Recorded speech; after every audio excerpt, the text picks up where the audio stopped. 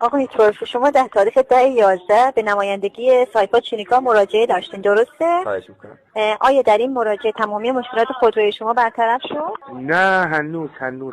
شما برای سرویس اولیه مگه نیومده بودید؟ آره پسرم رفت، من نمیدونم. آره برای سرویس اولیه بوده. آره. خب همه چی خوب بوده؟ نمیدونم والله، خبر ندارم حقیقت. چرا پس ماشین دست کیه؟ پسرم بردش اینجا. آها خب باشه، اشکال نداره آقای توری، خیلی ممنون از اینکه تماس ما رو برگردوندین. همین. آره دیگه، میخواستم ببینم، خب ما میخوایم در مورد خودروی شما سوال کنیم. پراید میگه سوال کردن داره. نه ببینیم خدماتی. خیلی شاکر کردید، آفرین. برای پرایداتون. برای پراید فعال میکنم. بگو.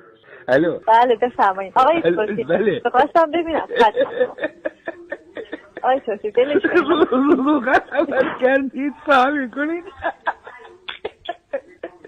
پراید درست.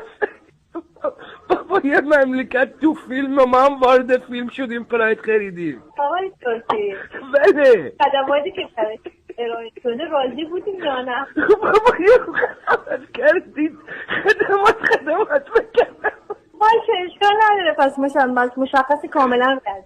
خدا بابا پسرم خریدم. نگهدارتون.